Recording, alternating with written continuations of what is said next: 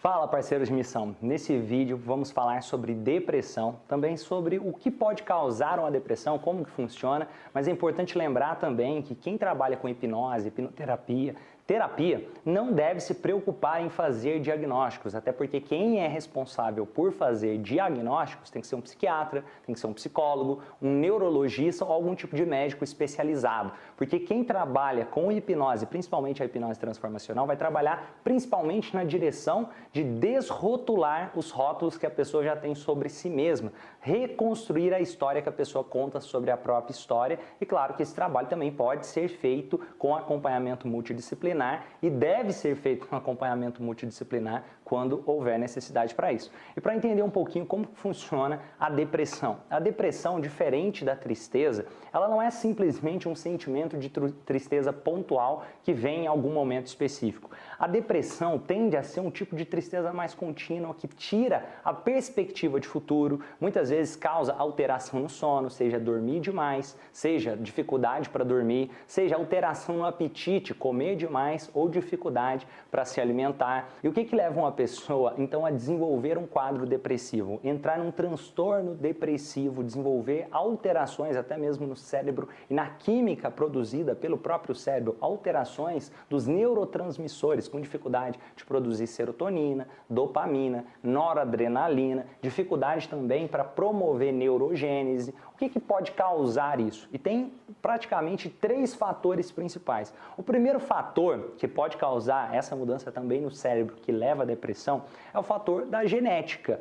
Ou seja, basicamente os seus pais, os seus avós, se eles tinham depressão, isso pode contribuir para que você geneticamente tenha uma predisposição maior para desenvolver algum tipo de transtorno depressivo. Só que é interessante também que as pesquisas que avaliam, por exemplo, se o seu pai tem depressão, se a sua mãe tem depressão, isso pode automaticamente influenciar se você também vai ter depressão. É interessante pensar que talvez não seja somente genético, levando em conta que se uma criança convive com alguém depressivo, também tem pesquisas em relação a isso, que se uma criança convive com alguém depressivo, mesmo que essa pessoa não seja da família, isso também contribui para que essa pessoa aumente a probabilidade de também se tornar depressivo. Mas é importante também considerar fatores genéticos, primeiro ponto. E o segundo ponto tem a ver também com a exposição de coisas tóxicas para o organismo. Como assim? Seja uma alimentação pobre, com dificuldade, por exemplo, talvez uma pessoa está comendo muita farinha branca, comendo muitos alimentos pobres de nutrientes, isso pode dificultar também para que o cérebro dessa pessoa funcione de forma mais adequada.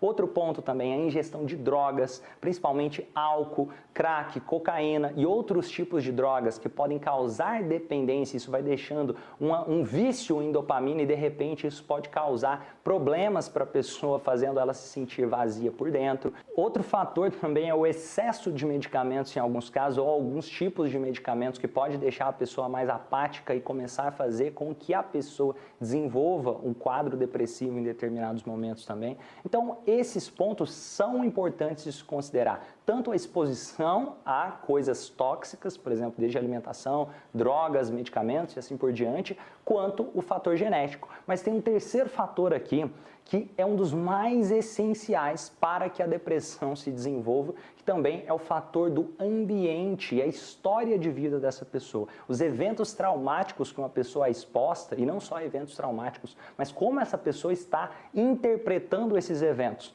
Tem uma pesquisa interessante que analisou experiências traumáticas na infância, os chamados ali Adverse Childhood Experience, que basicamente significa experiências traumáticas ou adversas durante a infância.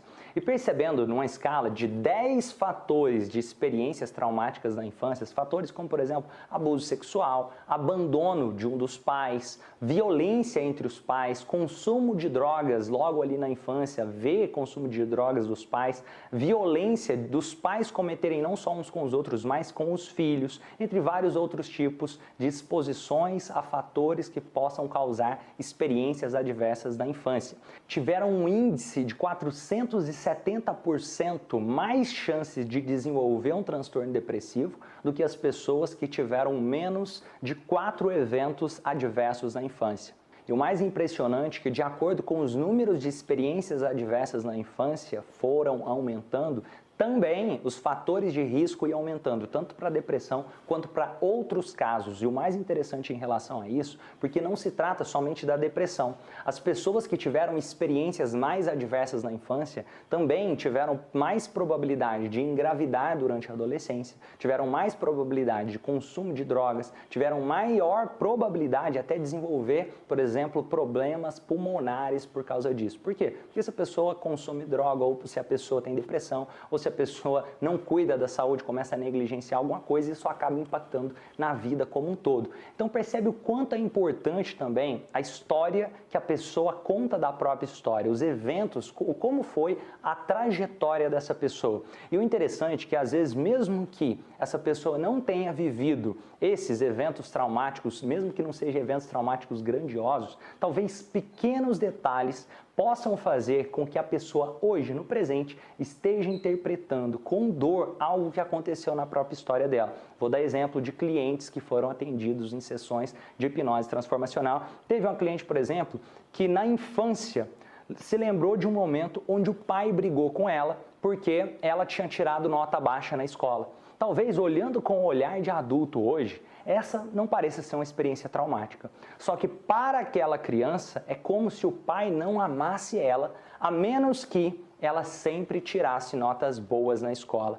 E isso é tão forte para essa pessoa que fez com que essa pessoa estudasse muito, fez com que essa pessoa passasse em concurso público depois e conseguisse sempre boas notas. Só que parecia que estava faltando alguma coisa. Parecia que mesmo tirando boas notas, cadê o amor do meu pai? E de repente isso pode criar dentro dela uma sensação desajustada e, consequentemente, pode levar a algum tipo de questão emocional que precisa ser resolvida. Mas o que eu quero convidar vocês a entenderem aqui, que o acompanhamento multidisciplinar é justamente para quando precisar de intervenção medicamentosa, você pode indicar que seja um psiquiatra. Quando a pessoa precisar de acompanhamento mais recorrente, se você quiser, você pode indicar também um acompanhamento terapêutico com um psicólogo. Ou perceba que às vezes a pessoa precisa dessa reconfiguração pontual e às vezes mesmo com o acompanhamento, por quê? Porque o medicamento muitas vezes está indo muito no sintoma, às vezes até no tratamento, mas sem trabalhar emocionalmente a reconfiguração dessa história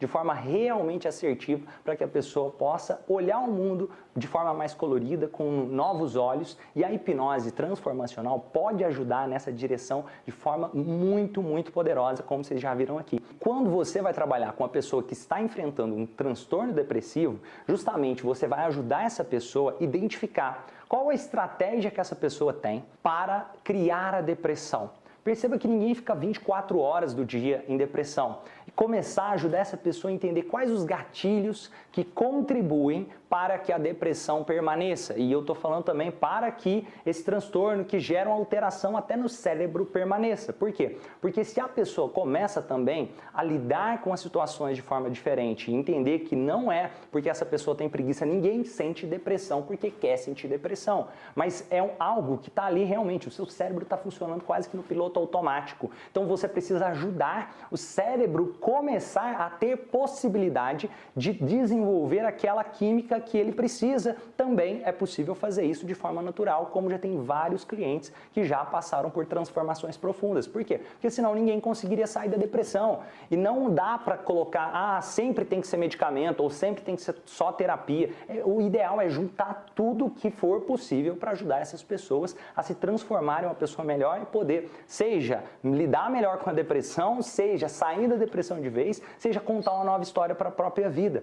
Até porque, se é possível uma pessoa fazer isso, é possível também outras pessoas fazerem isso. E o interessante, olha que incrível, quando você altera a sua percepção, isso reflete também na realidade. Como assim? Se você fica estressado, você começa a entrar num estado de estresse, daqui a pouquinho você aumenta os níveis de cortisol, de adrenalina e assim por diante. Então percebe que primeiro você começa a reagir para o seu corpo, criar os hormônios congruentes ao que você está vendo, ouvindo, sentindo, para criar a sua realidade interna. E com a depressão, da mesma forma, se você olha o mundo e como se tudo fosse sem graça, mesmo que você não está conseguindo ter outra estratégia para isso, de repente você começa a produzir uma química química cerebral congruente a imaginar que o mundo está preto e branco. E com a hipnose transformacional, nós vamos trabalhar principalmente o sentimento. Como assim? Por exemplo, você pode perguntar para a pessoa, me fala o que você sente nesses momentos de tristeza ou de desafio. E de repente a pessoa pode te dizer, eu sinto um sentimento de rejeição. Então você vai trabalhar o sentimento de rejeição. Talvez a pessoa diga para você, eu sinto ódio. Então você vai trabalhar o sentimento de ódio. Talvez alguém possa te dizer, eu sinto culpa. Então você vai trabalhar o sentimento de culpa. Porque ao reconfigurar esses sentimentos, isso pode refletir também na química cerebral que essa pessoa vai começar a produzir a partir de então. Existem casos incríveis. Para ter ideia do que a hipnose é capaz de fazer, se com a sugestão hipnótica você der uma sugestão de que o seu dedo é uma barra de aço e que ele está extremamente quente e ao tocar em uma pessoa, essa pessoa vai se queimar, com a hipnose é possível fazer o corpo da pessoa produzir uma bolha, como se o queimado estivesse acontecendo, através, basicamente, da alteração da percepção dessa pessoa. Com a hipnose, através de sugestões que induzam a pessoa a acreditar que ela está bêbada, é possível fazer o corpo criar uma química congruente com o sangue dessa pessoa, começar a conter substâncias alcoólicas, tanto que se fizer o exame de sangue logo em seguida, dependendo do nível de percepção, como a percepção daquela pessoa